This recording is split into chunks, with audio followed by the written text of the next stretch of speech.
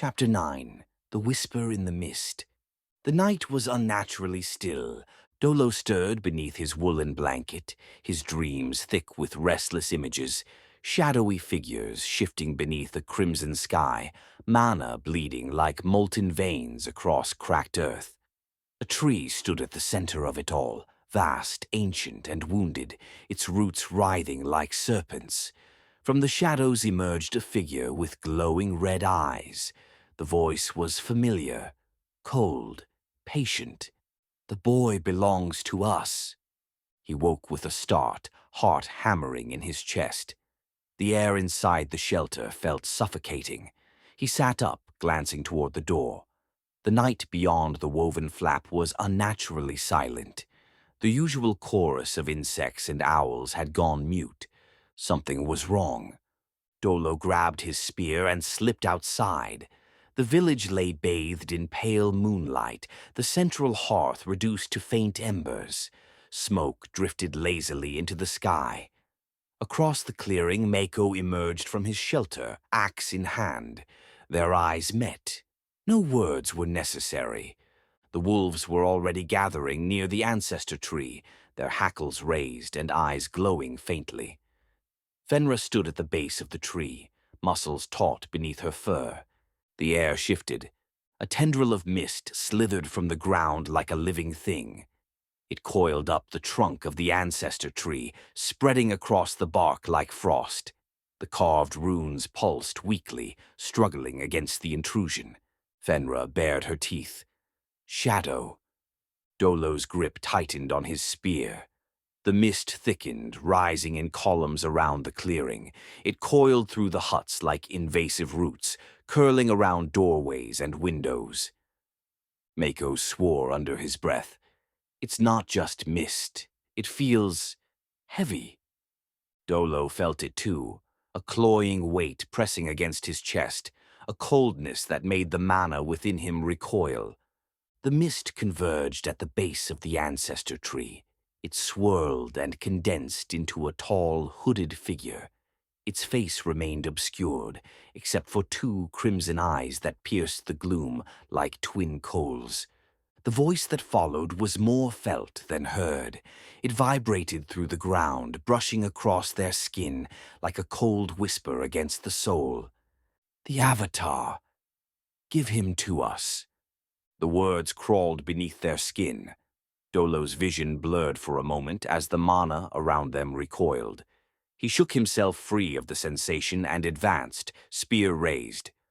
"Who are you?" he demanded.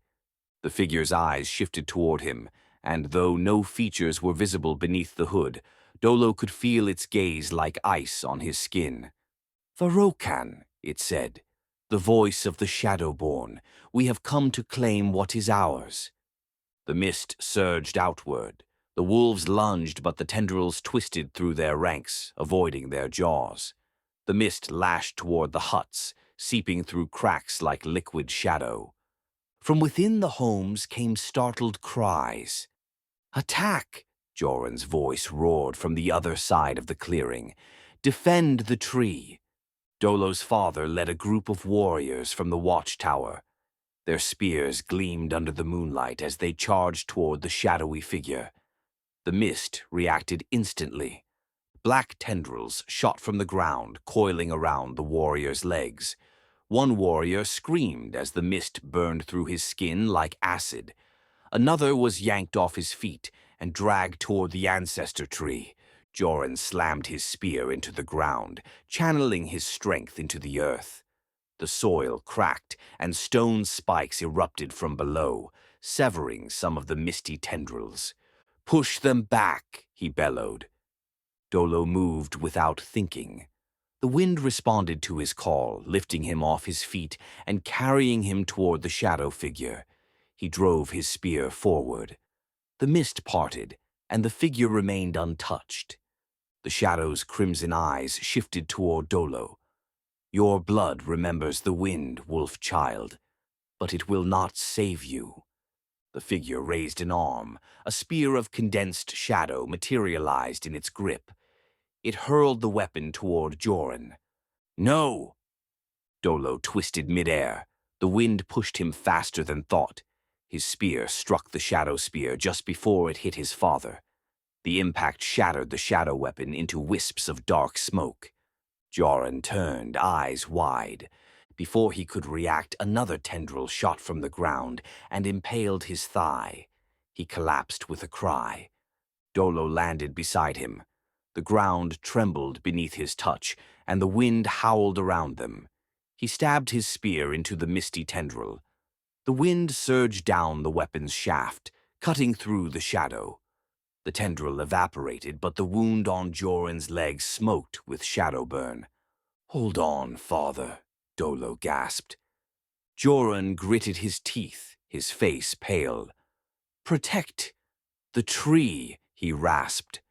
A sharp crack split the air. Dolo turned in time to see the mist wrapping itself around the ancestor tree's trunk. The bark groaned as the dark energy burrowed into it like a parasite. The runes flickered and dimmed.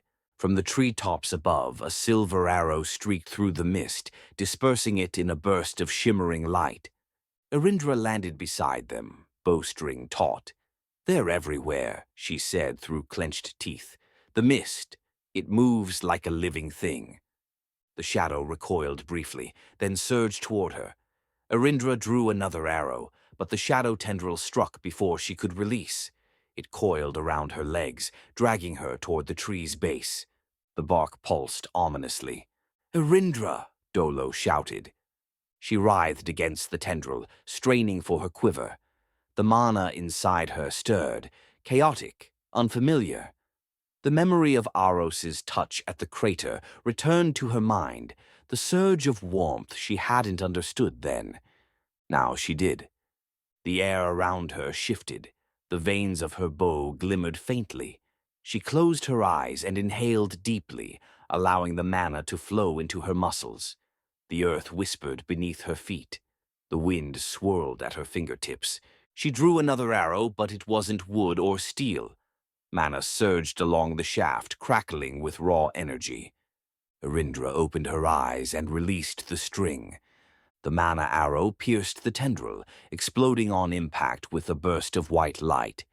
The shadow shrieked and recoiled. Erindra gasped as the mana drained her, but she forced herself to stand.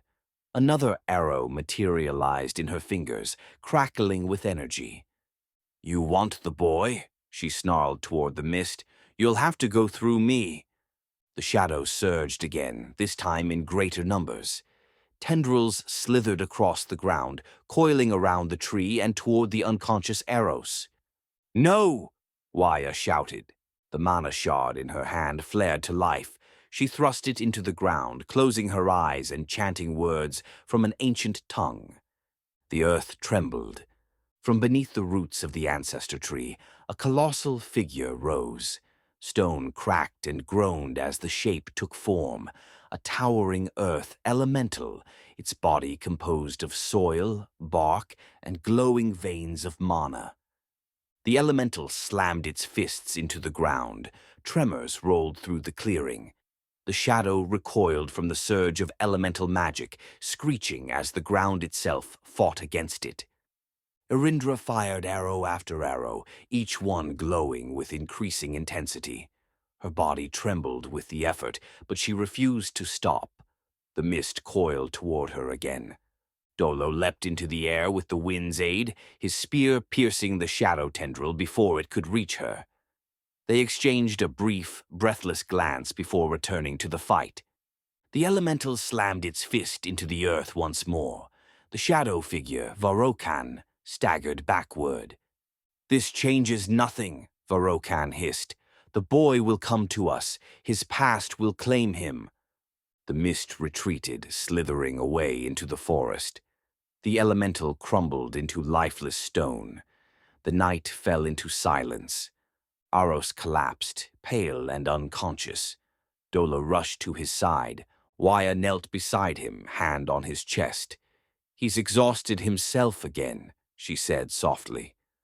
Joran groaned from the ground. Dolo hurried to his father's side, heart racing.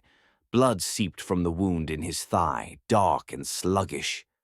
"We need to go," Waya said. The tree is corrupted. The shadow will return. Dolo's hands trembled as he clasped his father's. Joran coughed. Go, he rasped. Protect the boy. Dolo hesitated. That's an order, Joran said, forcing a smile through the pain. Dolo swallowed hard and squeezed his father's hand. Then he rose. The group gathered their belongings in silence. The wolves circled them protectively. As they passed the ancestor tree, Aros stirred, placing his hand against the bark. The tree shuddered beneath his touch. We'll fix this, he whispered. The tree's roots shifted faintly in response.